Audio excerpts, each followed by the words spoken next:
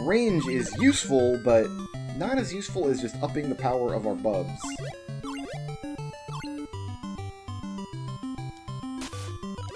Oh, that's right. If you're too close to the surface of the water, you can't kick a bubble because she wants to jump out of the water instead. I have died many times like that. What's in this box? Nothing. It was a nothing box.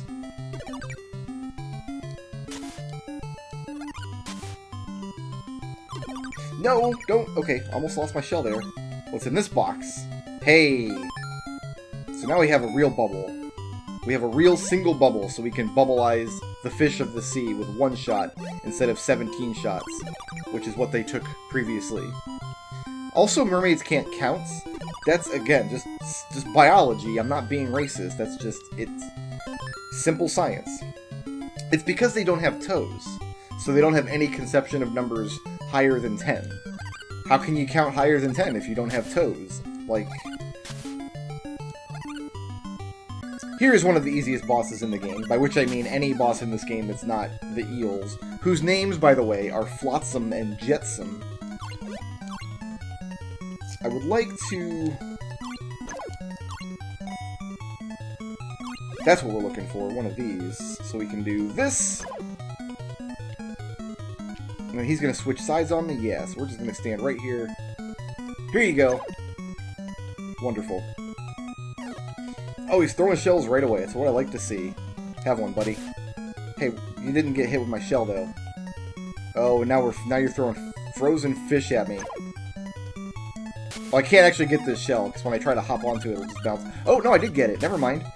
I was going to demonstrate how you can only knock the shell off the screen from that angle, but instead, turns out I'm double super pro at The Little Mermaid for NES. It's okay, a Snarfblat and 2 Dingle Hoppers. I didn't count any of those last level because I died. When you die, you lose all of your musical instruments and grooming appliances. There's something going on in the Sea of Volcanoes. Something bad may be waiting for you there. Like molten rock spewing up from the Earth's crust is perhaps waiting for you, and you do not want to mess around in the volcano. You do not want to wait to get erupted on. Especially since crawdads live here, I guess. I'm gonna take this big heart. That'll make my life a little easier. I'm gonna get hit too because I have impugned that crawdad's pride, and he had to show me what for. Which box is it? This one is empty. It's the other one. It was the other box all the time. Come on. He just keeps going off the screen. Oh, we've despawned him. Beautiful. Oh, we can't roll the rocks out of the way. We're not strong enough to do it. Okay. You gotta come in here with red bubs if you want to do anything with them rocks. Probably. Well, let's see what's in here. Hopefully this is a power-up. It's a range up. Well, okay. We'll take range. Spit bubbles very slightly farther now. We're not spitting bubbles. We're kicking them up with our magical fishtail. I think I want to go left, or no, I wanted to go right. Oh god, I've spawned them. I've spawned them back. Here, have this. Inch downwards. There's one more. There he is. I wish you could kick bubbles upwards. That would be very helpful. Can we move this barrel though? I think we can. Yeah, you only need one power up to kick the barrel, and it's empty, as you do. And we don't have... I think you need trip bubs to kick the rocks. Yep, that rock's not going nowhere. We will never know what's inside that treasure box. Now here's everybody's favorite villain from the My Little Mermaid movie, is the seahorse, who is totally in the movie. He actually was. He's the conductor in the Mermaid Orchestra. And if you stay at the far left of the screen here, I don't think he can shoot these little Gordos all the way at you. I think the best he can do is shoot a Gordo halfway through the screen. So once you know the safe spot... Oh, never mind. I lied. He totally can. He didn't do that in either of my test plays. Oh! You can either get a double hit if he shoots 2 fish, or you don't get any hits because you shoot 1 fish at the other fish. The fish of the sea betray the mermaid princess as often as possible. This is something you have to learn. When Ariel said, hey, I want to go and rescue all my friends... What she meant was only her friends that don't betray her.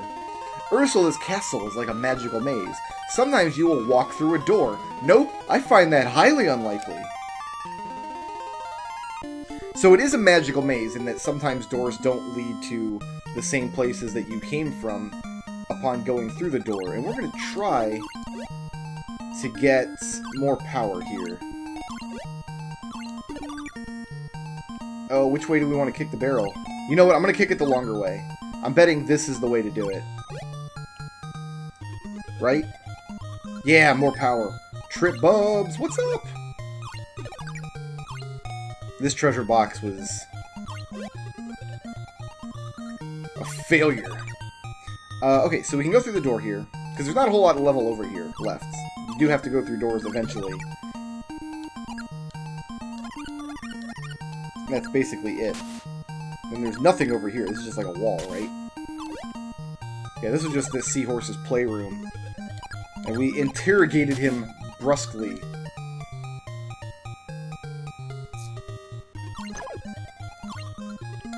I'll take that heart, sure. Can I farm this heart up, I wonder? Oh, the door didn't take me back where I said where it was supposed to take me. No, because that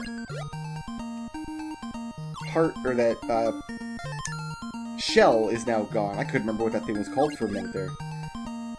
If you can't remember what shells are called, just think of Ariel's boobs, and the word will come to you. Okay. I did not want to take that damage. Here, what's in this little hole that this guy was guarding? Let's find out. Nothing. And I can't get this back. I'm going through this door. I'm done with this level. Whoa! Hi there, seahorse. Guarding the glowing eyeball door for sure. Doing a great job, too. Let's get that man a promotion. This goes there. I am taking way too much damage by exploring this level. I should just go to the end. So we're going to go through this door, and then this door, and then this door, and then we're in somewhere new. That's it. That's the big puzzle. Oh, we can't do anything here either. We don't have enough power. We can roll that out of the way. Oh, maybe we don't need to do anything with that rock. Which of these is... You know what? I'm going to say it's this one. Right? I guess wrong. Again. I'm a failure. But hey, I got the triple bubbles, which is great.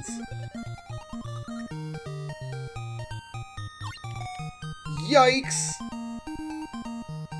Can I push this rock? Because I would really like to open some more boxes. Well, we hit that guy.